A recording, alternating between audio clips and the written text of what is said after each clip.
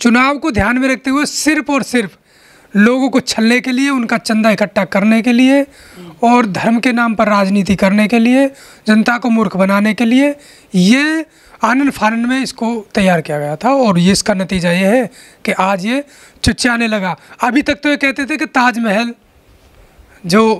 चुच्चाता है, उसमें से बूंद गिरती है। ये वही ताजमहल का दूसरा रूप इन्होंने बना दिया है।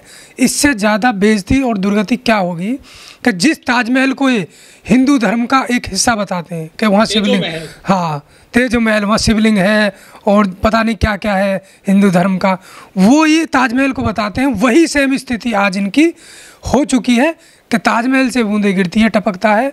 वही आज ये जो राम मंदिर है उससे भी बूंदें टपक रही हैं। मतलब राम मंदिर की छत से करप्शन टपक रहा है, करप्शन टपक रहा है, सीधा सीधा करप्शन साफ दिख रहा है। अब ये कैसे छिपा सकते हैं? इससे ज़्यादा धर्म की बेइज्जती, दुर्गति आज तक नहीं हुई। नमस्कार, मैं ओमदेव। आज हम हैं दिल्ली में, हमारे साथ है मिस्टर देव कुमार। देव कुमार एक सामाजिक कार्यकर्ता हैं और राजनीतिक विश्लेषक भी हैं।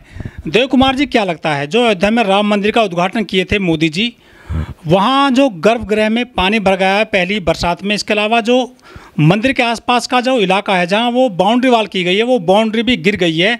लोग जो है अब कह रहे हैं कि इसमें करप्शन हुआ है, क्या कहना चाहोगे? ये पूरा राम मंदिर के नाम पे करप्शन ही करप्शन। 1400 करोड़ से शुरुआत हुई थी और आज तक भी करप्शन चल रहा है। ये जो गिरा है ये तो उसी दिन गिर जाना था जिस दिन मोदी जी उसका उद्घाटन कर रहे थे। हम लोग चर्चा कर रहे थे कि आज अगर आंधी आई तो असलियत सामने आ जाएगी धुलकर।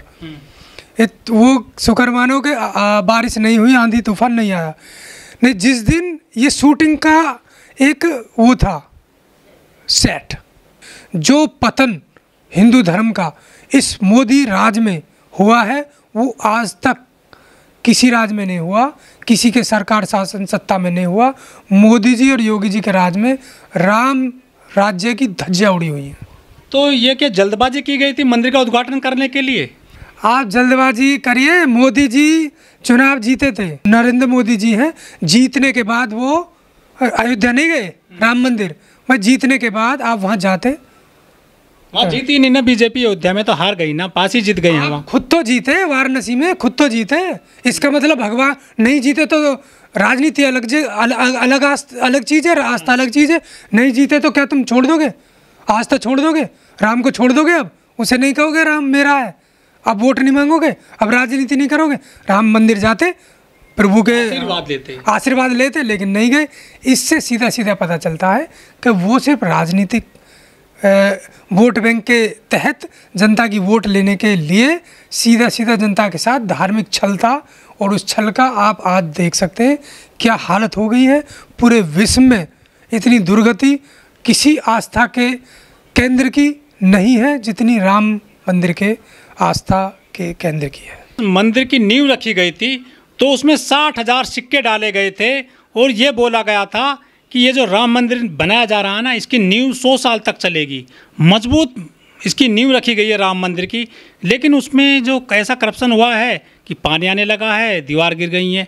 तो ये जो करप्शन किया गया है राम मंदिर के निर्माण में, ये कौन लोग हैं जो राम को भी नहीं बख्शे? ये लोग देखिए, सरकार से लेके और ये जो इसके समिति है, राम मंदिर की समिति है, उसमें जो पदाधिकारी हैं जो भी इन्होंने रखे हैं, उन सब की मिली भगत है। इसमें ज़मीन का घोटाला किया इन्होंने, ज़मीन का जो पैसा आया था वो बेच कर खा गए।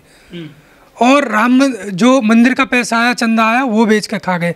60,000 सिक्कों की अगर बात है तो उससे बेस मजबूत नहीं होगा, तुम्हारी ईमानदारी से भी बेस मजबूत होगा, आस्था मजबूत होगी लोगों की।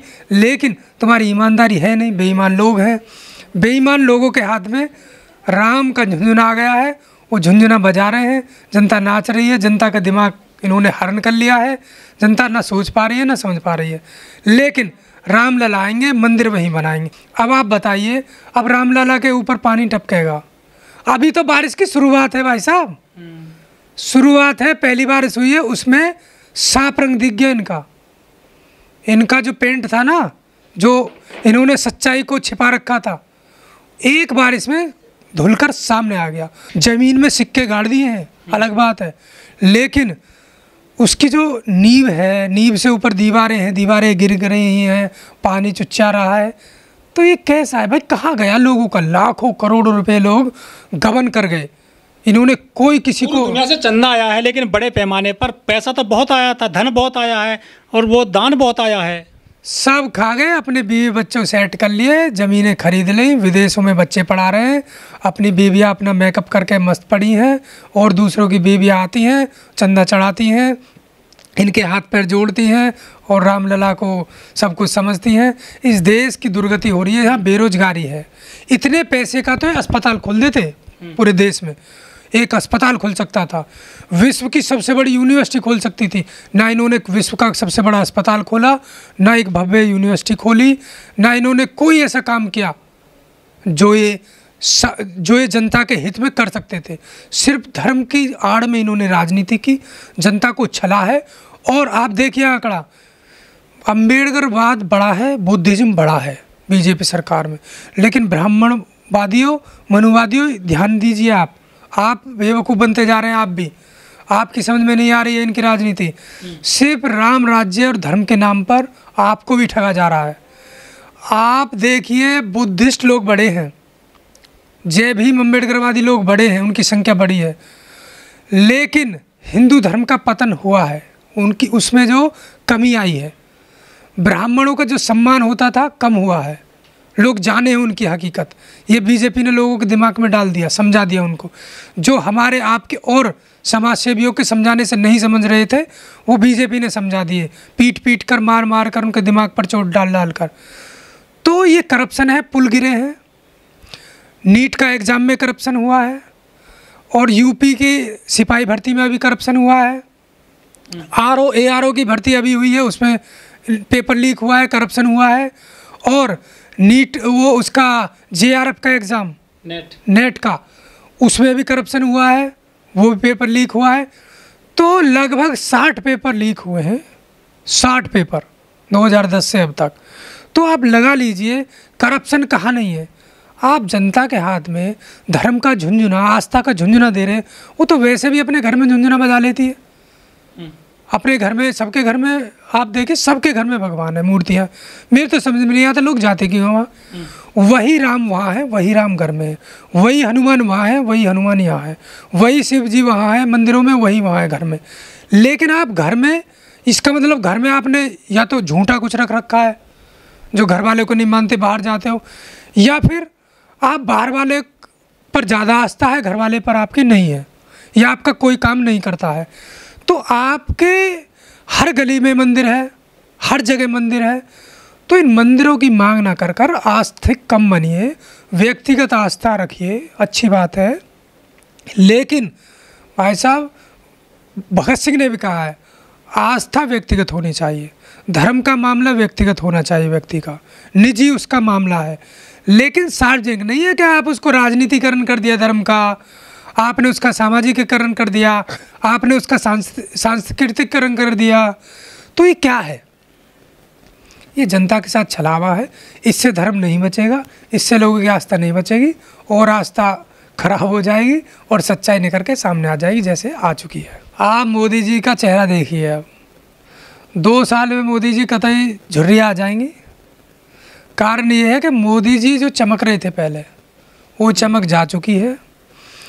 अयोध्या हार चुके हैं, वाराणसी भी मुश्किल से जीते हैं, 1.5 लाख वोटों से, कोई बहुत बड़ी जीत नहीं। इनसे ज़्यादा तो कितने जीते हैं देश के अंदर। और जिस संविधान को बदलने की बात करते थे, उस संविधान को सर पे लगाया, संविधान का नाम लिया, और ये राम राज्य लाना चाहते थे। अब ये संविधान का राज्य फिर मजबूती से ला रहे हैं। आप बिहार में देखिए, वहाँ भी करप्शन है। बिहार में अभी हाल फिलहाल में 3 पुल गिरे हैं।